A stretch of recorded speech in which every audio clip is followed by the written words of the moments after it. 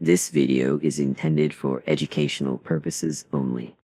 The content discussed is based on personal experiences and is not an endorsement or encouragement for the use of any illegal substances.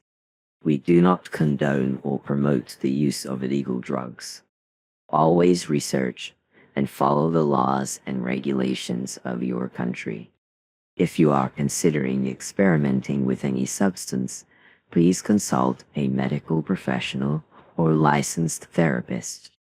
Welcome to my channel. I am the APOC Pigeon.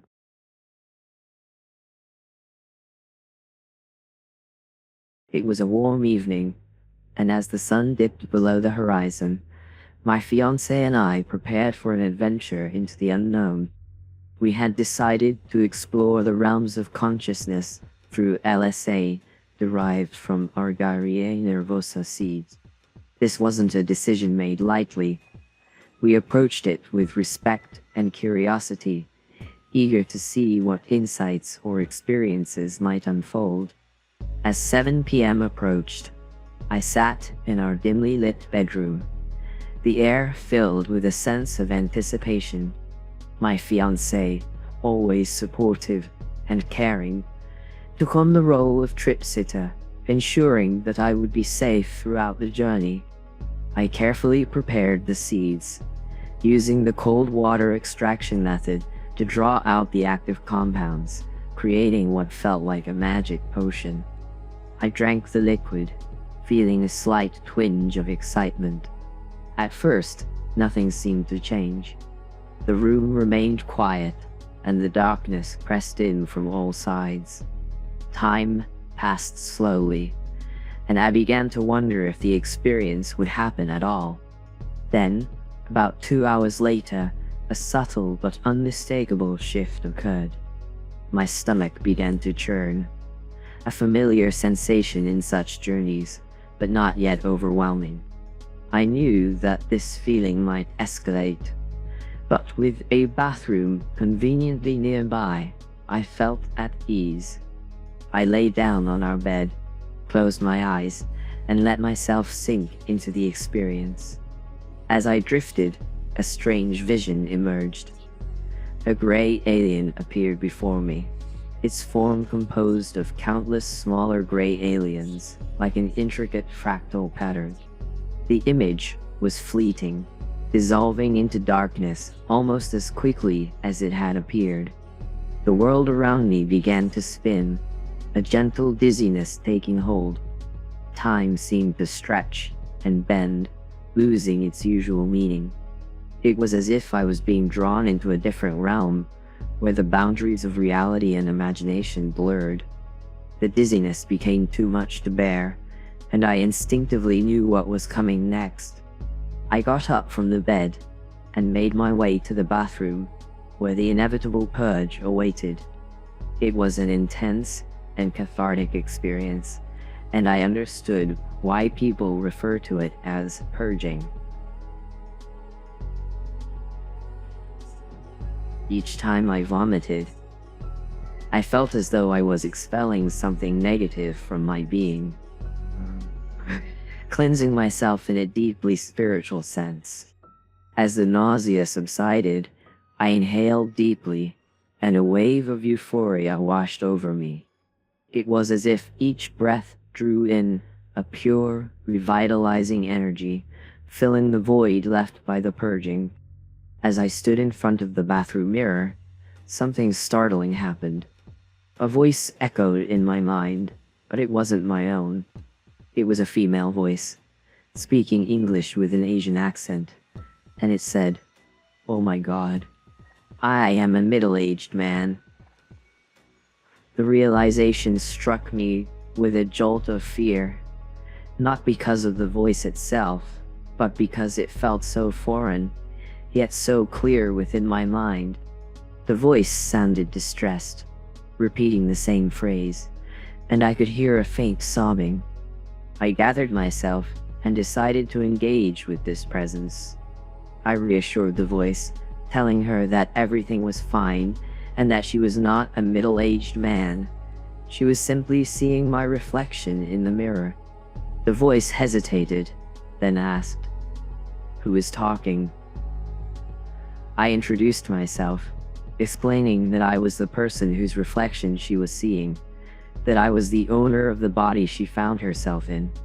The voice began to cry more intensely, and I could sense her confusion and despair. I gently asked her why she was so sad, and she responded with a tremor of panic, fearing that she had gone mad. At that moment, a series of vivid images flashed through my mind. Scenes from her life. It was as if her memories were being projected into my consciousness, each one a glimpse into her world. As her memories flooded my mind, I began to see her life story unfold. She was now a well-established makeup artist in Seoul's vibrant Gangnam district, a place synonymous with beauty and fashion. Yet, her journey to success had been anything but smooth. She stood out from the typical standards of beauty in Korea. She was shorter, not as slender, and her skin was a warm, sun-kissed tan. To me, she was a goddess among women, with a unique and disruptive beauty that set her apart. Korean women are often celebrated for their beauty, and in my eyes, she embodied a distinct allure that defied conventional standards. However, her difference from the norm had been a source of deep insecurity for her. No matter what she did, she couldn't conform to the idealized image prevalent in Korean society. This struggle with self-acceptance had left her vulnerable, paving the way for a toxic relationship with an abusive man who preyed on her low self-esteem. As I witnessed these painful memories, I felt her anguish and humiliation as if they were my own. Scenes of his cruelty and manipulation played out in my mind, and I felt a profound disgust for this man who had exploited her vulnerability.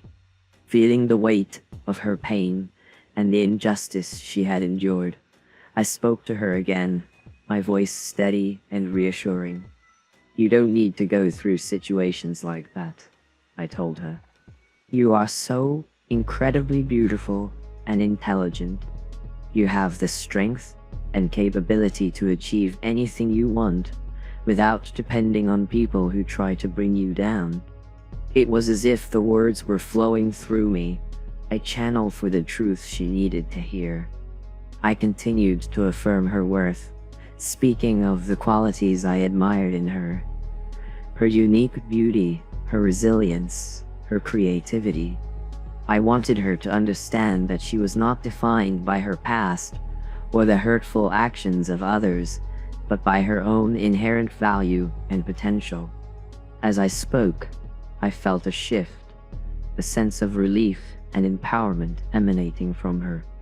It was like a healing process, not just for her, but for both of us.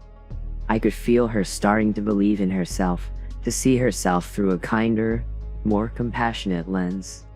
The connection we shared in that moment was profound, a merging of souls across distance and time.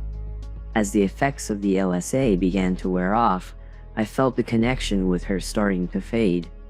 I reassured her that even though our time together was ending, I would continue to think positively about her and send good energy her way. As the experience came to a close, a curious sense of familiarity lingered. It was as if I knew her from somewhere, not just from the vision, but from real life. Intrigued, I went to a small office in our home and grabbed my phone. I began scrolling through my social media, searching for a face or a name that matched a woman from my vision. It took a few days of searching, but eventually I found her profile. There she was, the same woman I had shared that intense, mystical connection with.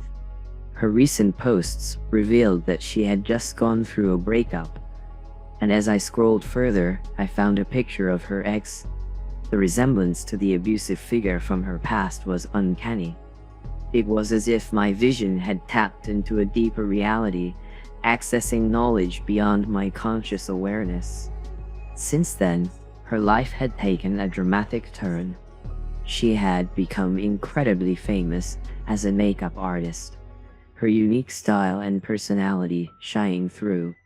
Her beauty, which once made her feel isolated, was now celebrated. Seeing her rise above her challenges and flourish was incredibly heartening. Reflecting on the experience, I realized the profound potential of psychedelics to tap into unexplored dimensions of reality and consciousness.